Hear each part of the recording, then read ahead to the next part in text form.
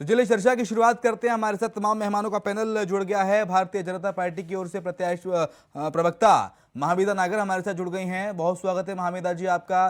Samajwadi party की ओर से प्रवक्ता मनोज पांडे हमारे साथ जुड़ गए हैं। मनोज जी आपका भी बहुत स्वागत है। मनोज जी, रघुराज शाक्य को टिकट दे दिया है भारतीय जनता पार्टी ने, यानी कि अब डिंपल यादव के साथ आप ही के पुराने नेता रहे, सांसद रहे रघुराज शाक्य ताल ठोक रहे हैं। कितनी बड़ी चुनौती आप मानते हैं? हेलो जी। अरे मैं समाजवादी पार्टी से विनय सिंह हूँ, मनोज नहीं। आपकी जगह विनय सिंह जी। जी जी, अब पूछिए सर, रघुराज शाक्य आप ही के पुराने नेता, आप ही की पार्टी से टिकट लेकर 2 बार सांसद बने और अब डिंपल यादव के सामने ताल ठोक रहे हैं। कितनी बड़ी चुनौती आप मानते हैं रघुराज शाक्य को? देखिए, हमारा तो पूरा उत्तर प्रदेश है जी। उत्तर प्रदेश की पूरी जनता हमारी है और भारतीय जनता पार्टी के पास है ही क्या है, सब कुछ मांगे का है। भारतीय जनता पार्टी का अपना कुछ है नहीं उत्तर प्रदेश में चाहे देश में। और रही बात ताल ठोकने की, तो कोई भी ताल ठोक सकता है। लोकतंत्र की सबसे बड़ी खूबसूरती यही है कि कोई भी चुनाव लड़ सकता है, किसी को लड़ने से मनाही नहीं है। बाकी सब जनता जनार्दन के ऊपर होता है, वह किसे चुनती है और जनता उसी को चुनेगी जिसने विकास किया होगा। मैनपुरी में सबको विदित है कि मैनपुरी में जो भी विकास हुआ है समाजवादी पार्टी के ही द्वारा हुआ। माननीय नेताजी जब वहां से सांसद हुआ करते थे तो उससे पहले उन्होंने भी और बहुत सारे लोग वहां से सांसद रहे हैं। नेताजी ने काफी विकास किया है और समाजवादी पार्टी आज चुनाव मैदान में है, तो जाहिर सी बात है जनता उसी को चुनेगी जिसने विकास किया। झूठ फरेब छलावा को जनता नहीं चाहती है। आपने भी देखा लखीमपुर में, अभी आप जिक्र कर सकते हैं कि भारतीय जनता पार्टी लखीमपुर में भी कुछ नहीं कर पाई। हमारा जो वोट प्रतिशत था, मत प्रतिशत उतना रहा है। इतना संघर्ष, भारतीय जनता पार्टी के संघर्षों के बाद भी वहां पर कुछ भारतीय जनता पार्टी कर नहीं पाई। पूरा अपना जितना मंत्रिमंडल था, माननीय मुख्यमंत्री थे, सब ने मिल करके ताकत लगाई, लेकिन समाजवादी पार्टी के वोट को छू नहीं पाए। तो आप इस चीज पे विश्वास रखिए कि अब की बार मैनपुरी में और नेताजी को एक सच्ची श्रद्धांजलि देने के लिए पूरा मैनपुरी तैयार है। और उस बहती विकास की गंगा जो मैनपुरी में, यह सारा मैनपुरी की जनता जानती है। वह समाजवादी पार्टी बहुत ऐतिहासिक मतों के साथ श्रद्धांजलि देने के लिए पूरा मैनपुरी तैयार है। और बहती विकास की गंगा को सबने देखा है लंबे अरसे से, 1996 से। लेकिन महावीदा मुस्कुरा रही हैं, कुछ कहना चाहती हैं लगता है। सबसे पहले सभी को नमस्कार। बड़ी ही हास्यास्पद बातें यहाँ पर अभी विनय जी ने कही कि बीजेपी के पास अपना कोई कुछ नहीं है, बीजेपी के पास जो कुछ है वो सब मांगा हुआ है, एटसेट्रा एटसेट्रा। तो मुझे लगता है रेटोरिक्स पे बात ना करते हुए मुद्दों पे बात करते हैं। हम बात करते हैं जब मैनपुरी की, कल भी इसी टॉपिक पर डिबेट हुई हमारी और इसी चैनल पर मैं थी, तब भी मैंने आप ही के पार्टी के प्रवक्ता से विनय जी पूछा कि आप मुझे बताइए, और आप भी जिस तरीके से क्लेम कर रहे हैं कि मैनपुरी के अंदर भरपूर विकास नेताजी ने किया और तमाम समाजवादी पार्टी के लोगों ने जो भी वहां पर रहे सबने भरपूर विकास किया। मैं आपसे पूछना चाहूंगी और आपके माध्यम से आपके पार्टी के सभी नेताओं से पूछना चाहूंगी कि आपकी पार्टी ने मैनपुरी के अंदर 26 सालों से आपका वहां पर राज है, उसके बावजूद कितने वहां पर एजुकेशनल इंस्टीट्यूट बने, वहां पे कनेक्टिविटी को सुधारने के लिए क्या काम किया गया, वहां पर कितनी डेवलपमेंट आई, प्लीज आप उसका ब्यौरा दें। पहली ठीक है, इसका ब्यौरा बाद में ले लेंगे, लेकिन हमने इस पर एक रिपोर्ट तैयार की है। वो रिपोर्ट दरअसल दर्शकों को सुनवा देते हैं।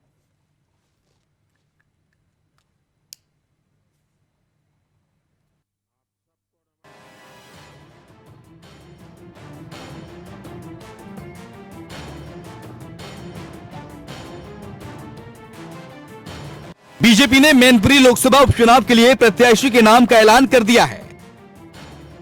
बीजेपी ने जिन 4 नामों का पैनल दिल्ली भेजा था, उनमें से पार्टी आलाकमान ने रघुराज शाक्य के नाम पर अंतिम मोहर लगा दी है। हालांकि सियासी गलियारों में राजनीतिक पंडितों के बीच इस नाम की चर्चा काफी जोरों पर थी।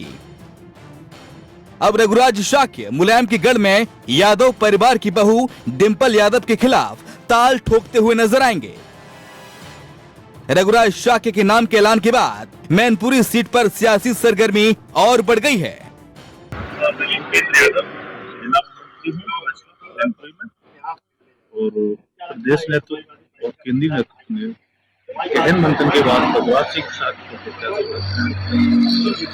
सभी कार्यकर्ता पदाधिकारी प्रदेश सरकार की जनकल्याणकारी योजना को या केंद्र सरकार की जनकल्याणकारी योजना से उनके जनता के बीच में जाएंगे और भारी मतों से भारतीय जनता पार्टी के कैंडिडेट को जिताएगी। सपा का एक गढ़ कहा जाता है, पहले अभी डिम्पल यादव भी मैदान में आई है, राष्ट्रीय अध्यक्ष की पत्नी, क्या कहना चाहेंगे इस तरह की? आजमगढ़ को भी कहा जाता था, रामगढ़ को भी कहा जाता था, है मजबूत है, लेकिन हम उसको क्रैक करने के प्रयास। इस तरीके के वोट बैंक भी है, यादव वोट बैंक भी परसेंटेज अच्छा है, 7 के वोट बैंक परसेंट, 5 विधानसभाएं आती हैं। उसके बाद हम लोग समाज हमारे साथ है, समाज है, छत्तीस समाज है, ब्राह्मण समाज है, अकेले यादव के साथ बाकी सब बूथ की हर बूथ पर लेकर कार्यकर्ताओं को किस तरीके की जिम्मेदारियां सौंपी गई हैं? पार्टी की रचना ये है कि प्रत्येक बूथ पे बूथ अध्यक्ष, बूथ का महामंत्री और बूथ लेवल एजेंट BLA, और उस प्रत्येक बूथ पर एक प्रवासी, जो भी चुनाव लड़ा जाएगा वो शक्ति केंद्र को केंद्र मानकर हम चुनाव लड़ेंगे, जिसमें शक्ति केंद्र संयोजक, शक्ति केंद्र प्रभारी और शक्ति केंद्र प्रवासी बाहर के रहेंगे, और इस तरह से पार्टी की एक और बीजेपी मुलायम के गढ़ में अपनी धाक जमाने के लिए अलग अलग रणनीति पर काम कर रही है, तो वहीं समाजवादी पार्टी को अपना किला बचाना अखिलेश की नाक का सवाल बना हुआ है। ऐसे में दोनों ही पार्टियों ने अपने अपने दावे और वादे किए हैं। बीजेपी का कहना है कि उसने अब तक कई किलों को जीता है, तो ऐसे में उनके लिए मैनपुरी जीतना कोई बड़ी चुनौती नहीं है। ऐसे में सवाल यही है कि मुलायम के गढ़ में कमल करेगा कमाल, या फिर अपने ससुर की साख बचाने में बहू डिंपल होंगी कामयाब। Bureau report, India voice.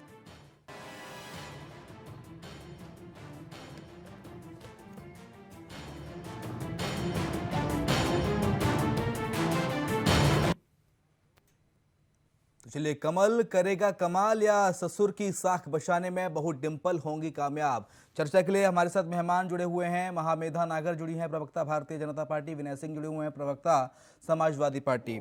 Vinay Singh ji, आप ही की पार्टी में मंत्री रहे हैं, 2 बार सांसद रहे हैं, 2012 में फिर विधायक रहे हैं। रघुराज शाक्य प्रगतिशील समाजवादी पार्टी के अध्यक्ष शिवपाल यादव की बेहद करीबी हैं, तो आपको नहीं लगता कि बीजेपी से वोट तो बटोरेंगे ही, लेकिन समाजवादी पार्टी के भी वोट डाइवर्ट करेंगे, काटेंगे? देखिए, समाजवादी पार्टी से मंत्री रहे, विधायक रहे। समाजवादी पार्टी एक ऐसी पाठशाला है, एक लोग। आपकी आवाज हम तक कम आ रही है, मैं अपनी ऑडियो टीम से कहूंगा कि जरा आपकी आवाज को बढ़ाएं। जी ऐसी पाठशाला है लोकतंत्र के लिए, जहां से बहुत सारे नेता, माननीय नेताजी ने हमारे निकाला है, और पूरे उत्तर प्रदेश में कहीं न कहीं है। तो भारतीय जनता पार्टी के पास झूठ की पाठशाला है, हमारे पास लोकतंत्र की पाठशाला है, जहां पर हम नेता बनाते हैं जो समाज में लोगों के लिए काम करते हैं। भारतीय जनता पार्टी छल और फरेब सिखाती है, ये ऐसी पाठशाला चलाती है, क्योंकि देखिए इनके जितने भी शीर्ष नेतृत्व से लेकर के नीचे तक जितना नेतृत्व आप देखेंगे, सब झूठ बोलते हैं, विकास के नाम पर झूठ बोलते हैं, छल करते हैं। अभी माननीय मुख्यमंत्री जी गोला, 1 मिनट सुन लीजिए वरना मैं बोलने नहीं दूंगा आपको। फिर देखिए, मैं जब बोल रहा हूं तो बोलने दीजिए, जब बीच में मत बोला कीजिए, वरना मत कहिएगा कि मैं डिस्टर्ब कर रहा हूँ, फिर बोलने में दिक्कत होगी। पहले विनय सिंह जी को बोलने दीजिए। गोला में माननीय मुख्यमंत्री जी गए थे, उन्होंने कहा कि गन्ने का भुगतान जल्द से जल्द हो जाएगा, लेकिन देखिए अभी तक भुगतान की कोई कार्रवाई वहां शुरू। ये लोग झूठ बोलते हैं। चुनाव के लिए गए, माननीय मुख्यमंत्री जी जनता के सामने, जनता जनार्दन से वादा करके आए, लेकिन आज कुछ भी हुआ नहीं। आज कोई, ये हमेशा विकास के नाम पर इन्होंने कितना झूठ बोला है, युवाओं से झूठ बोला है, और इन्होंने जो है छात्रों से झूठ बोला है, इन्होंने पूरे उत्तर प्रदेश से झूठ बोला है। इसकी सजा इनको मिलेगी। और रही बात मैनपुरी की, तो कोई आकर के लड़ ले, डंके की चोट पे कहते हैं, जो विकास की गंगा समाजवादी पार्टी ने बहाया है, उस विकास की गंगा की बदौलत समाजवादी पार्टी वहां पर बहुत भारी बहुमत से चुनाव जीतेगी। ठीक है महामेधा जी, कोई भी आके लड़ ले, लेकिन ये किला सुरक्षित रहने वाला है समाजवादी पार्टी के पास। ऐसा कहना है विनय सिंह। चाहे आप रघुराज शाक्य को उतार देती, चाहे पहले आप अपर्णा यादव के नाम का जिक्र चल रहा था उनको उतार देती। जी, मुझे लगता है कि अब इस टाइम पर इनके पास में बोलने के अलावा, इन जुमलों के अलावा और कोई बातें बची नहीं है समाजवादी पार्टी के साथ में। ये बहुत प्रधानमंत्री जी ने बात किया है, ये बहुत ऑब्वियस है। वो मैन्युफैक्चरिंग जो है कंपनी माननीय प्रधानमंत्री के पास है, जुमले की मैन्युफैक्चरिंग कंपनी माननीय प्रधानमंत्री के पास है। आप मेरे को बताइए, आप तमाम उपचुनाव उठा करके देख लीजिए, उपचुनाव के अलावा आप रेगुलर जितने भी चुनाव इस प्रदेश के अंदर हुए आप वो सब उठा के देख लीजिए। जनता ने अपना रुख एकदम साफ कर दिया। हर चुनाव के अंदर जिस तरीके से इनके झूठे ये क्लेम्स हैं कि किस तरीके से हम झूठ बोलते हैं, हम फलानी चीजें करते हैं, उसके बावजूद एहसास है कि आप लोग झूठ बोलते हैं। चलिए, अच्छी बात है, अच्छी बात है कि आपको एहसास है कि आप झूठ बोलते हैं। इससे बड़ी स्वीकारता कुछ नहीं हो सकती है। बहुत अच्छी बात है। कम से कम भारतीय जनता पार्टी के किसी भी प्रवक्ता को ये एहसास है कि आप झूठ बोलते हैं, आप झूठ की पाठशाला चलाते हैं। चलिए, धन्यवाद।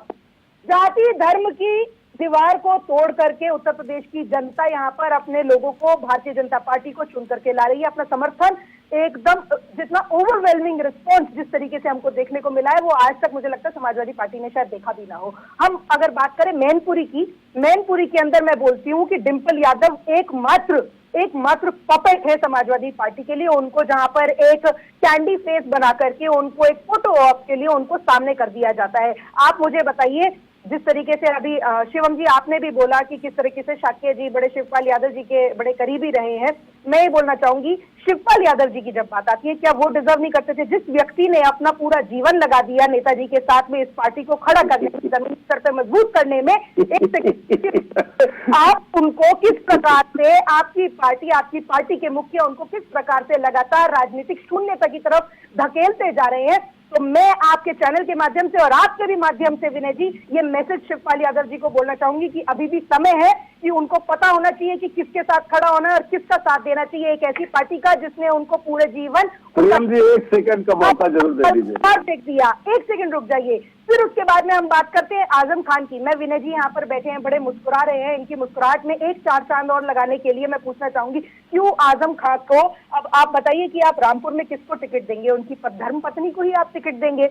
मैं आपसे जानना चाहूंगी कि आजम खान की सदस्यता को क्यों रद्द कर दिया गया? आप किस प्रकार के लोगों को पालना पोषना पसंद करते हैं अपनी पार्टी के अंदर? किस प्रकार का नेतृत्व आप इस प्रदेश की जनता को देना चाहते हैं? मैं आपसे पूछना चाहती हूँ। मैं जानना चाहती हूँ कि किस प्रकार से 88 केस, मुझे लगता है कि दफाएं कम पड़ गई हैं उनको, अगर हम देखने लगे तो दफाएं कम पड़ गई जितने उनपे केसेस लगे हुए हैं। आप अगर उनपे देखें, ऐसा कोई से भी प्रकार का मुकदमा नहीं है, उनका मुजफ्फरनगर का रोल हो, चाहे मुजफ्फरनगर के दंगों में उनका रोल हो, चाहे हेट स्पीच की बात हो, ऐसे कोई सा भी मुद्दा, फौजरी रामपुर पब्लिक स्कूल बनाया जिसके अंदर उन्होंने एक तरफा सारे नकली कागज लगा दिए, अपने ट्रस्ट के नाम पर जमीन को हड़पने का काम किया। एक एक जनता, एक एक व्यक्ति, जब तक आपने उसको दबा कर रखा तब तक वो दबती रही। अब फाइनली उसको एक ऐसी सरकार मिली है, एक ऐसा नेतृत्व मिला है जो खुल करके अपने लोगों का साथ देता है, उनको डरने से बचाता है, उनको इस तरह के बेकार लोगों से बचाता है। आज वो फाइनली निकल करके आ रहे हैं और फाइनली वो एक ऐसा नेतृत्व चुनने जा रहे हैं। और जिस प्रकार से पिछले उपचुनावों के अंदर भी हमने देखा कि जनता ने सिर्फ और सिर्फ भारतीय जनता पार्टी। विनय सिंह जी, बीजेपी कह रही है कि डिंपल यादव पहले कन्नौज हार गई, उससे पहले फिरोजाबाद हार गई, तो आपको ये उम्मीद कैसे है कि इस बार मैनपुरी जीत जाएंगी? पहले 2 बार तो हार भी चुकी है ना। देखिए, उससे पहले भी वो सांसद रह चुकी हैं जी, कोई वो नया फेस नहीं है। पहली बात, कन्नौज से निर्विरोध उस बार निर्विरोध सुन तो लीजिए। और दूसरी बात, इन्होंने कहा कि सदस्यता रद्द हो गई, विक्रम सैनी जी के ऊपर भी ध्यान दे दें कि सदस्यता उनकी भी रद्द हुई है। तीसरी बात, माननीय लाल कृष्ण आडवाणी जी ने अपना पूरा कैरियर लगा करके भारतीय जनता पार्टी को तैयार किया। क्या वो इस काबिल नहीं थे? क्या वो इस काबिल नहीं थे? मेरी बात सुनिए, क्या वो इस काबिल नहीं थे कि उनको राष्ट्रपति का दावेदार बनाया जाए? पहले सुन तो लीजिए, सबके पास आपने बोला हमने कोई बीच में रुकावट कोई बात नहीं करी। बात देखिए, मुझे मालूम है मिर्ची भारतीय जनता पार्टी को बहुत लगती है, क्योंकि झूठ बोलने का, फ्रॉड करने का, छल करने का ये सब महारत हासिल है। इसलिए मिर्ची लगती है। लगी ना मिर्ची, मैंने कहा आखिर लालकृष्ण आडवाणी जी को क्या कमी था, जिन्होंने इतना मेहनत करके भारतीय जनता पार्टी को खड़ा किया था, क्या वो इस लायक नहीं थे कि वो राष्ट्रपति तक बन सके? आप पहले अपने अंदर झांकिए, भारतीय जनता पार्टी अपने अंदर झांके। समाजवादी पार्टी में ऐसी कोई बात नहीं, पूरा परिवार एक है, पूरा परिवार एक साथ है, पूरा समाजवादी कुनबा एक साथ है, पूरे समाजवादी पार्टी के कार्यकर्ता एक साथ है। भारतीय जनता पार्टी की ईंट पे ईंट बजाने के लिए समाजवादी पार्टी पूरी तरीके से तैयार है। पूरे समाजवादी कुनबे के साथ, पूरे उत्तर प्रदेश के साथ समाजवादी पार्टी तैयार है। ये लोक लभावन बचाने के लिए हमारे कार्यकर्ता इज्जत आपको बचाना है, इज्जत देखिए भाजपा को बचाना है, इज्जत भाजपा को बचाना है, क्योंकि छल और कपट और प्रशासन आपके पास है, उसके बाद भी जब आप हार जाएंगे तो इज्जत आपको बनाना पड़ेगा। करीबी रहे हैं शिवपाल यादव के करीबी रहे हैं रघुराज शाह के, तो ऐसे में क्या शिवपाल यादव सपोर्ट करेंगे रघुराज शाह के को या शिवपाल यादव सपोर्ट करेंगे डिंपल यादव को, क्योंकि दोनों की खास माने गए शिवपाल यादव। माननीय उप मुख्यमंत्री इस समय जो भाजपा के हो, कभी बहन जी के करीबी रहे हैं, कभी किसी के करीबी रहे हैं, ये लोकतंत्र है। जब जिसका विचार जहां मिलता है वहां से वो खड़ा होता है, वहां वो जाता है। और समाजवादी पार्टी की विचारधारा उत्तर प्रदेश के विकास की विचारधारा है। यह माननीय अखिलेश यादव जी के विचारधारा है कि उत्तर प्रदेश का विकास होना चाहिए, क्योंकि भारतीय जनता पार्टी के पास अपना कुछ नहीं है, न विचारधारा भी मांगे की है इनका, न यहाँ कार्यकर्ता है, न यहाँ नेता है। ये जितने भी कुनबा इन्होंने लगाया हुआ है, ऐसी ईंट है जो कभी भी भरभरा करके जिस दिन सत्ता से बाहर होंगे उस दिन भरभरा करके यह पूरा भारतीय जनता पार्टी का जो दीवार बना है, तमाम पार्टियों से सुशोभित जो है, इनके कार्यकर्ता जो खड़े हैं, ये सब भरभरा करके गिर जाएगा।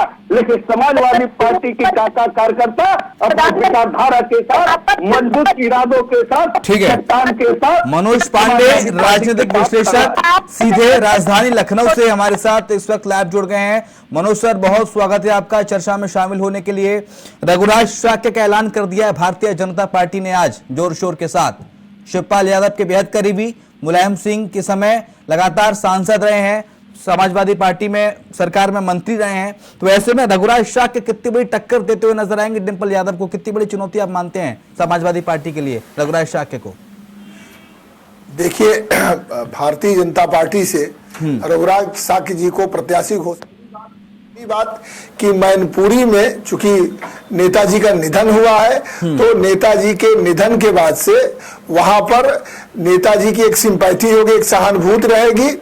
एक दूसरा कि ऐसा नहीं है कि लड़ाई एक तरफा होगी। भारतीय जनता पार्टी ने मदन साकी जी को चुनाव लड़ाया है, तो मदन साकी जी निश्चित रूप से वहां चुनाव, चूंकि साकी बिरादरी का वोट भी वहां है और भारतीय जनता वो समाजवादी पार्टी से 2 बार सांसद भी रह चुके हैं, तो निश्चित रूप से उनकी भी एक जमीनी पकड़ होगी और चुनाव बड़ा दिलचस्प रहेगा।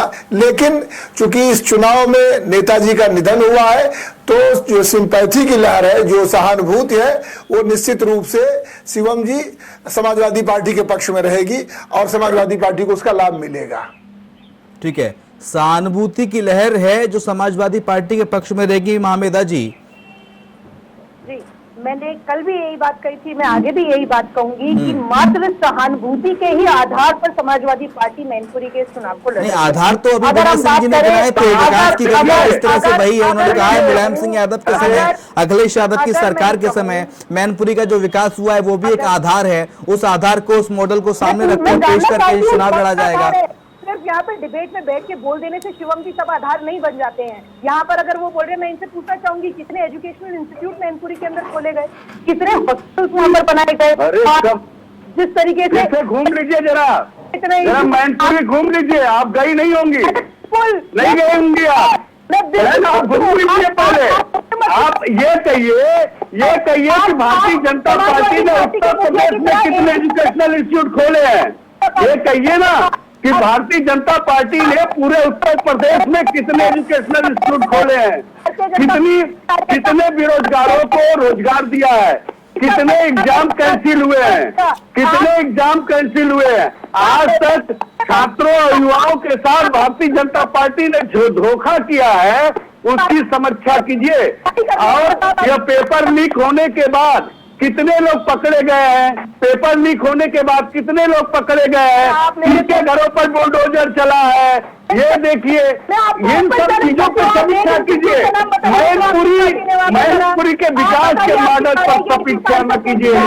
आप मुझे एक हॉस्पिटल का नाम बताइए। समाजवादी पार्टी ने केवल मैनपुरी में ही नहीं विकास किया, समाजवादी पार्टी ने पूरे उत्तर प्रदेश में विकास किया है, चाहे लखनऊ हो, चाहे मैनपुरी हो, चाहे मथुरा हो, चाहे आगरा हो, चाहे गोरखपुर हो, चाहे बहराइच हो, चाहे बनारस हो, चाहे कहीं भी हो, पूरे उत्तर प्रदेश का अगर खाका उठा करके देखेंगे तो समाजवादी पार्टी ने पूरे उत्तर प्रदेश में विकास का एजेंडा जिस प्रकार रहा है। माननीय राष्ट्रीय अध्यक्ष श्री अखिलेश यादव जी के नेतृत्व में एक विकास का विजन आप वहाँ पर जनता। ठीक है, मनोज पांडे जी का भी मुझे रुक कर लेने दीजिए।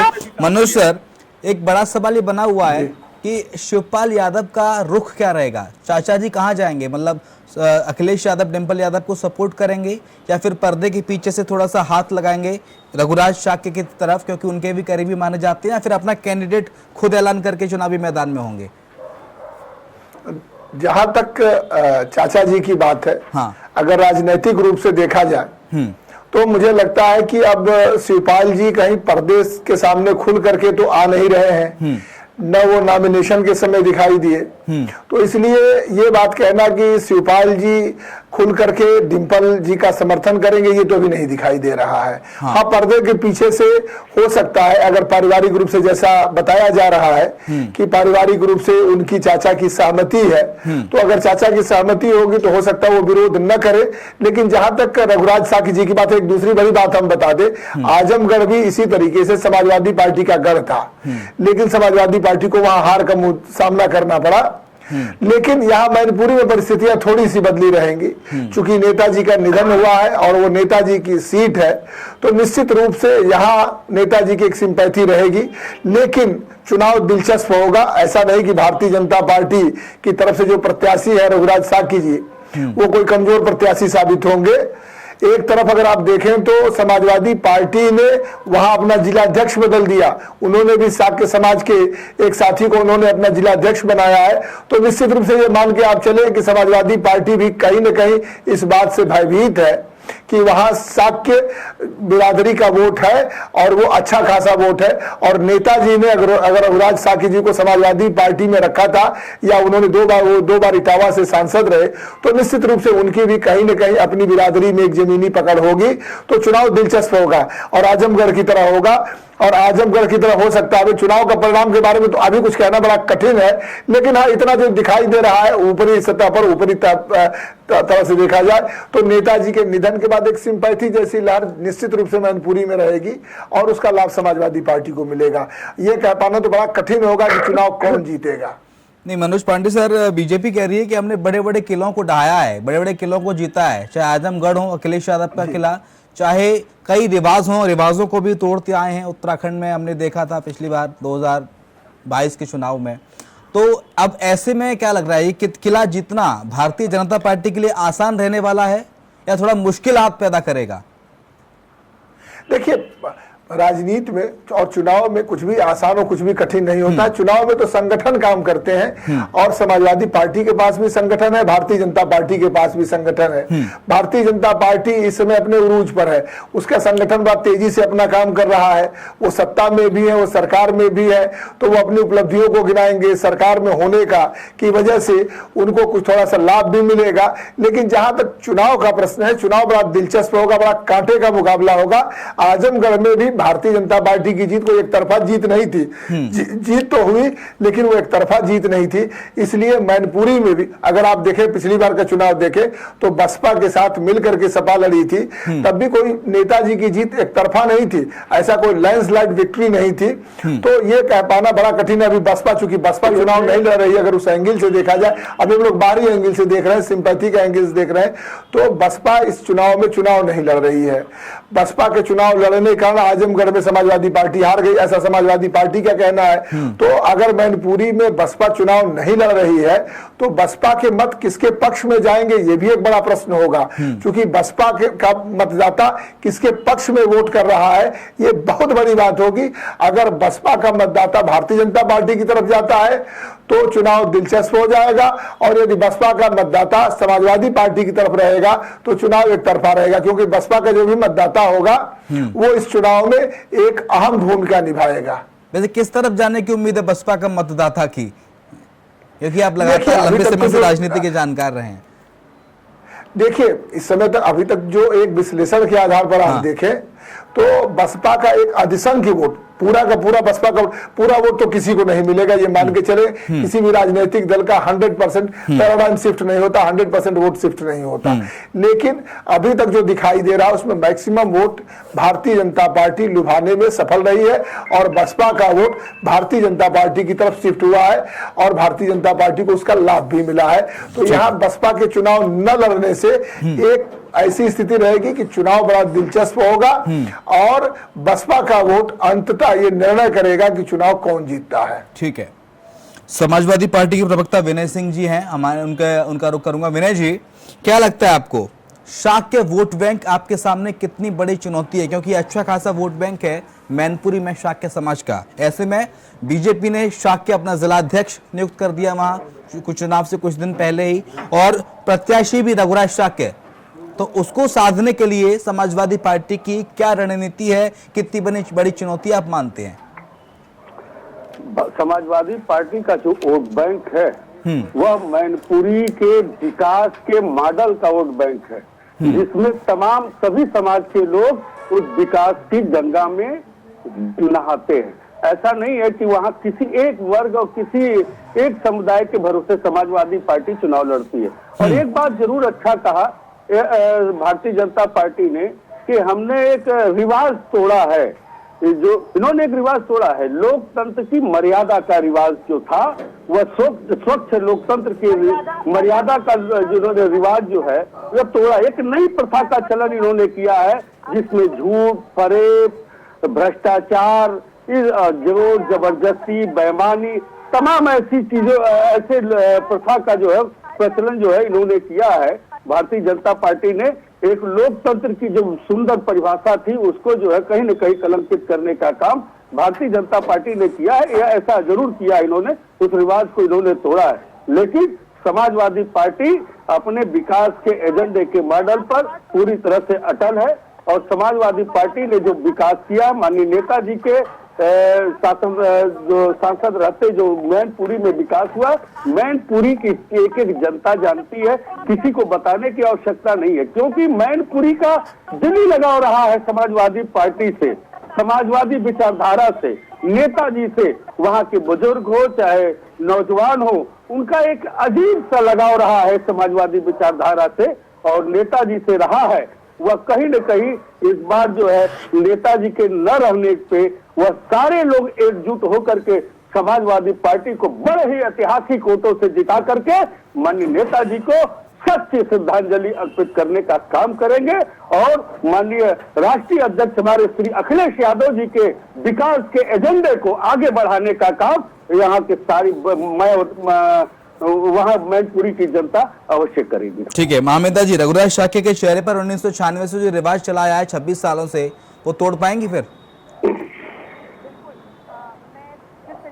और ये मुझे लगता है कि ये पूरा पैटर्न जिस तरीके से भारतीय जनता पार्टी के जनता ने अपना आवाज समय पर दिखाया। सर आप जब बोल रहे थे तो आप बोलने दीजिए, महामेदा जी को बोलने दीजिए सर जी। हमारे सामने है, आजमगढ़ जैसे इनके जिले के अंदर हमने अगर वहां पर अपनी सरकार बना दी तो मैनपुरी भी हमारे लिए कोई बहुत ज्यादा कठिन नहीं रहने वाला है। और शाक्य जी एक ऐसा चेहरा है जिनका अपार समर्थन उनको पूरे जिले के अंदर मिलेगा। उनको उनकी सीट में मैनपुरी के अंदर उनको खूब अच्छा समर्थन मिलेगा। हम आश्वस्त है, भारतीय जनता पार्टी का हर एक कार्यकर्ता संकल्पित है, हम वहां पर भी जीत करके आएंगे और दोबारा से एक हांडी टूट जाए तो ये ना समझ लीजिए कि हमने विनाश कर दिया है, विनय जी हमने कोहराम मचा दिया है। स्वप्न में हाथ इधर उधर होते हो सकता है कहीं, है ना। एक हांडी अगर एक ठीका टूट जाए तो ये ना समझ लीजिएगा कि आपने पूरा उथल पुथल कर दिया है। ये स्वप्न था आपके लिए और आने वाले समय में आजमगढ़ दिखेगा चुनाव। ठीक है मनोज पांडे जी, जरा रामपुर की भी बात कर लेते हैं। रामपुर और खतौली में भी चुनाव होना है। बीजेपी ने आकाश सक्सेना के नाम का ऐलान कर दिया है रामपुर से, तो आपको क्या लगता है समाजवादी पार्टी की ओर से जो भी चेहरा होगा पीछे से आजम खान का, मतलब चेहरा नाम कोई भी हो लेकिन चेहरा आजम खान का ही होगा या फिर बदला जाएगा? नहीं, नाम तो आजम खान साहब का ही रहेगा। अगर आजम खान साहब को अगर माइनस कर दिया जाएगा रामपुर में तो हमें लगता है समाजवादी पार्टी का चुनाव भी बड़ा कठिन हो जाएगा। तो इसलिए जो भी चेहरा होगा, जो भी नाम होगा, वो आजम खान साहब का नाम होगा। हाँ, ये बात सही है कि आजम खान साहब के बाहर होने के बाद वहाँ का चुनाव बड़ा दिलचस्प होगा। चुनाव खुद लड़ना, चुनाव किसी के नाम पर लड़वाना, ये दोनों में बड़ा अंतर होता है। वैसे भी रामपुर में चूंकि आजम खान साहब की वो कॉन्स्टिट्यूंसी रही है तो उस कॉन्स्टिट्यूंसी में चुनाव जो होगा इस बार बड़ा दिलचस्प होगा। और आजमगढ़ का रिजल्ट आने के बाद से अब इस बात के लिए मतलब इस बात की गारंटी नहीं हो सकती है, गारंटी शुदा बात नहीं की जा सकती है कि नहीं निश्चित रूप से समाजवादी पार्टी चुनाव जीत पाएगी। फिर भी वहाँ चुनाव दिलचस्प होगा, चुनाव वहाँ भी दिलचस्प रहेगा, रामपुर में भी और खतौली में भी चुनाव दिलचस्प होने जा रहा है। चूंकि जो पिछला विधानसभा का चुनाव हो रहा था, पार्टी के छल और फरेब के नाते ऐसी बातें कर रहे हैं क्या? नहीं, बिल्कुल मैं छल फरेब की बात नहीं, भ्रष्टाचार, बेईमानी और इन सब चीजों के डर में आ चुके हैं क्या? विनय जी आप नहीं, किसी के चक्कर में है। पहले हमारी बात सुनिए विनय जी, मैं छल फरेब की बात नहीं कर रहा हूँ। चूंकि वो देखिए राजनीतिक रूप से और रणनीतिक रूप से अगर आप देखें, देखिए वो दो राजनीतिक सम्मान को साथ में रख दिया था पंचायत चुनाव में। सबको खुद कह रहे हैं कि जो चुनाव का परिणाम है उस परिणाम के कारण ऐसा लग रहा है कि चुनाव ये और भारत नहीं है, समाजवादी डरने वाले नहीं है। ठीक है, चलिए महामिदा जी, रामपुर भी इस बार ले जाएंगे आप आजमगढ़ लेके जैसे ही? आश्वस्त है, मैं अरे अमेरिका भी लेके जाएंगे, इनसे कह दिया जाए तो अमेरिका में पहुंच जाएंगे। अमेरिका में चुनाव होंगे, अमेरिका में जो समाजवादी पार्टी लड़ेगी, बीजेपी लड़ेगी, तब उस पर चर्चा करेंगे सर। इनसे पूछिए तो ये कह देंगे कि हमको रसा हो अमेरिका भी भेज दिया जाए जीते। देखिए कहने में क्या है, भारतीय जनता पार्टी के लोग देखिए रामपुर के लिए बीजेपी के पास क्या रणनीति है?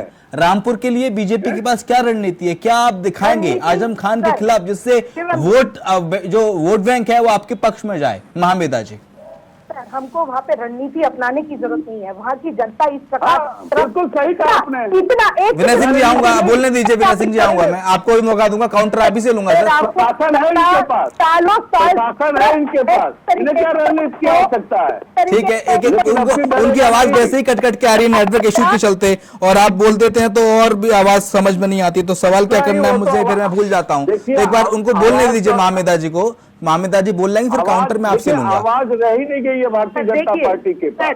वो आवाज कहाँ है जो जनता को? नहीं, अभी आवाज तो सर आपकी बुलंद लग रही है, मुझे आवाज आपकी बहुत अच्छी बुलंद लग रही है, स्क्रीन पर भी और ऑडियो भी आपका बढ़िया आ रहा है। खैर, लेकिन अभी आवाज बुलंद कर लीजिए जरा महामिदा जी की भी, क्योंकि इनकी आवाज आना बहुत जरूरी है, आपकी भी आवाज आना बहुत जरूरी है। ठीक है महामिदा जी, आवाज और इरादे दोनों ही बुलंद है शिवम जी, आप उसकी टेंशन मत लें जी। मैं आपको एक चीज बता दूं, रामपुर के अंदर कोई स्पेशल रणनीति अपनाने की भारतीय जनता पार्टी को जरूरत नहीं है। हाँ। वहाँ की जनता ही अपने आप में जिस प्रकार से एक सैचुरेशन पॉइंट को हिट कर चुकी है, जिस तरीके से वहाँ के लोग सालों साल से उनको दबाया गया, बताइए ना, रामपुर पब्लिक स्कूल जब आजम खान ने बनाया तो वहां पर 50 घरों को डिमोलिश उन्होंने कर दिया। अब वक्फ बोर्ड से उन्होंने जमीन कैसे अपने ट्रस्ट के नाम करा ली। तो वहां का जो जनमानस है वो समझता है कि किस प्रकार से हमको सालों साल से हमारे साथ में सिर्फ और सिर्फ मारने काटने की राजनीति करी गई, तुष्टीकरण की राजनीति करी गई। हमारे को कभी भी हमारे हक हमको नहीं मिला।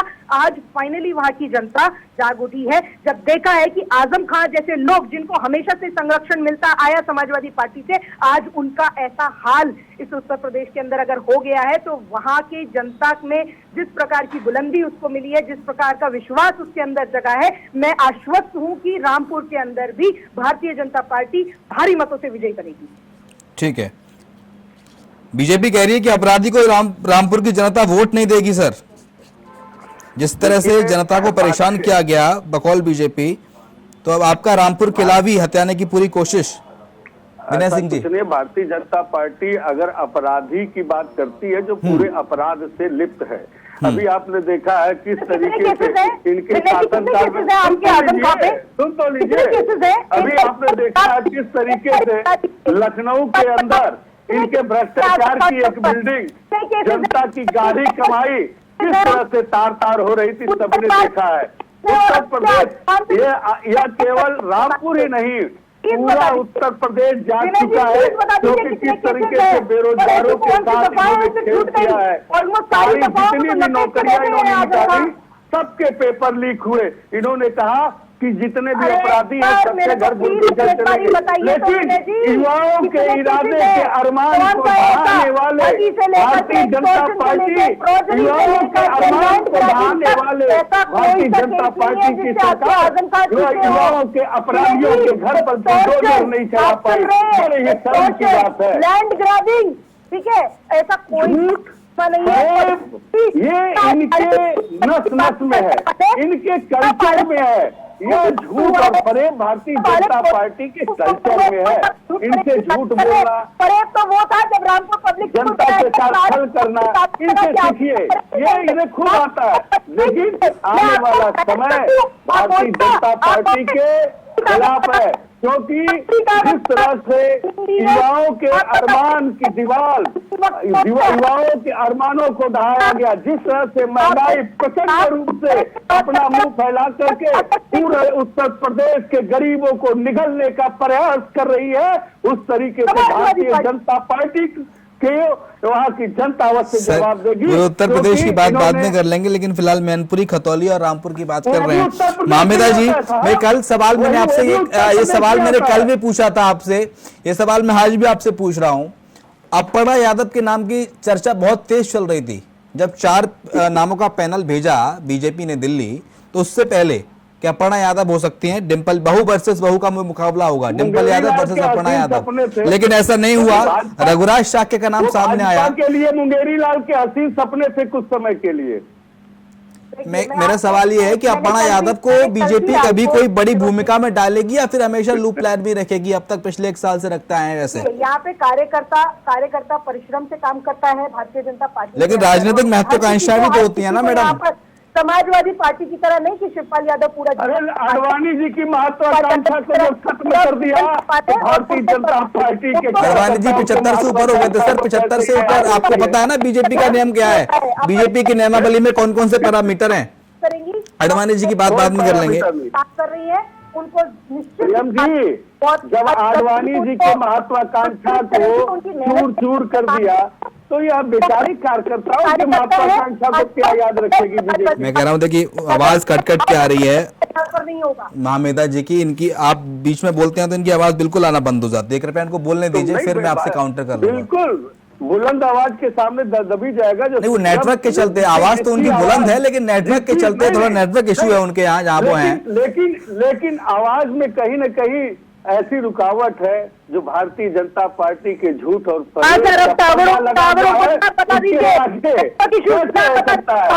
कैसे हो सकता है?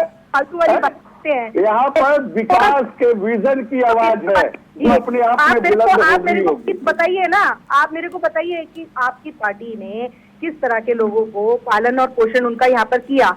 M I audible? Hello ji, आ रही है आवाज जी, मैं विनय जी से बस मेरे चंद ही सवाल है। आप मेरे को बताइए, आपने किस तरह के लोगों को यहाँ पर संरक्षण देने का काम किया और क्यों इतने लंबे कार्यकाल, इतने समय आपने, आपकी पार्टी ने यहाँ पर उत्तर प्रदेश के अंदर राज किया, क्यों ऐसे लोगों को हमेशा संरक्षण में रखा, क्यों उन पर पहले कभी कार्रवाई नहीं हुई, क्यों आज आप, मैं आपसे पूछती हूँ विनय जी, आप बताइए कितने केसेस हैं आजम खान के ऊपर, उनके परिवार के ऊपर, किस प्रकार से जमीन हड़पी, कितने घरों को तोड़ गिराया, आप मुझे इसका जवाब दे दे, मैं निश्चित। सही बात है। महामिता जी क्या गलत कर रही है? विनय सिंह जी बताइए जरा, जनता एक अपराधी को कैसे अपना प्रतिनिधि इस बार चुनेगी, क्योंकि तमाम आरोप ऊपर से हेट स्पीच मामले में जेल में है। देखिए, माननीय उच्च न्यायालय उस चीज को देख रहा है और राजनीतिक विद्वेष से जिस तरीके से भारतीय जनता पार्टी काम कर रही है वो पूरा उत्तर प्रदेश जानता है। और रही बात बदमाशों को संरक्षण देने की बात, तो भारतीय जनता पार्टी के आचरण को पूरा उत्तर प्रदेश जानता है। किस तरीके से युवाओं के अरमानों की दीवार को इन्होंने ढहाया है, किस तरह से छात्रों के सपनों को इन्होंने कुचला है और कहते हैं माफियाओं को बुलडोजर से ढहाते हैं। क्या है वो? माफिया नहीं है। आज आप देखिए तमाम ऐसे भ्रष्टाचारी, उनके ऊपर बुलडोजर चला। आपने देखा किस तरीके से लखनऊ के अंदर एक बिल्डिंग बताएंगे तो इन लोगों ने गलत तरीके से बनने दिया। तमाम अधिकारी उसमें लिप्त हैं, तमाम उसमें नेता लिप्त हैं, तमाम इनके मंत्री लिप्त हैं। क्या किसी के ऊपर कार्रवाई हुई? लेकिन उन बेचारों से पूछिए जिन्होंने अपने जिंदगी भर की कमाई से कोई भी अपराधी होगा चाहे वो किसी पार्टी का होता है, वो हमारी पार्टी का क्यों ना हो, हम उस पे एक्शन अपने तो मेरी लाल के हसीन सपने बहुत देखते हैं, लेकिन जनता जो अपनी मेहनत के सपने देखना चाहती है उसको देखने नहीं देते हैं। वह कहीं न कहीं यह जनता के खिलाफ काम करने के लिए हमेशा तैयार है। ये जनता विरोधी सरकार है। आने वाले समय में इसका जवाब मिलेगा और जब मिलेगा ठीक है सर। जब आप चुनाव हार जाते हैं तो बीजेपी जिम्मेदार है, इलेक्शन कमीशन जिम्मेदार है, आजम खान जेल चले जाते हैं तो सरकार षड्यंत्र कर रही है, षड्यंत्र के तहत उनको जेल में डाला जाता है। आपके किसी नेता की कहीं हार हो जाती है तो आप ठीकरा फोड़ देते हैं। हो कुछ भी, लेकिन ठीकरा सरकार के ऊपर फोड़ दो, लेकिन उस चीज की सच्चाई क्या है, वास्तविक क्या है, वो उसे जनता से उसे रूबरू मत कराइए। मीडिया से है, आप मीडिया से है ना, कभी इस चीज की सच्चाई जानने का प्रयास किया कि एक पूरे बूथ पर एक वोट क्यों पड़ा? कभी मीडिया ने बताने का प्रयास किया कि पूरे क्षेत्र में जहां पर 10,000 वोट हैं वहां पर 500 वोट ही क्यों पड़ा था? कभी मीडिया ने या जनता को बताने का काम किया कि जो जनता की आवाज है, जो जनता ये जानना चाहती, लेकिन मीडिया ने भी अपने उस कार्य को नहीं किया और हमको कहते हैं कि हम ठीकरा फोड़ते हैं। अरे हमको नहीं सर, मीडिया अपने काम को बखूबी कर रहा है। अगर देखिए अगर ऐसा होता तो आपकी सीटें 2022 में नहीं आई होती। अरे वो आएगी क्यों नहीं? आएगी क्यों नहीं? माननीय राष्ट्रीय अध्यक्ष जी के सभाओं में जिस तरह की आपने भीड़ देखी थी, करहल से जीत नहीं पाते अखिलेश यादव। अखिलेश यादव की हार हो जाती करहल से सर, अगर ऐसा हुआ होता तो। खैर, बहुत शुक्रिया आपका चर्चा में शामिल होने के लिए। विनय सिंह जी, प्रवक्ता समाजवादी पार्टी, महामेधा जी नागर समाजवादी बीजेपी की ओर से प्रवक्ता, और हमारे साथ मनोज पांडे जुड़े थे, राजनीतिक विश्लेषक। आपका बहुत शुक्रिया चर्चा में शामिल होने के लिए। और इसी के साथ हमारे इस खास पेशकश में इतना ही। खबरें लगातार जारी हैं, आप देखते रहिए इंडिया वॉइस।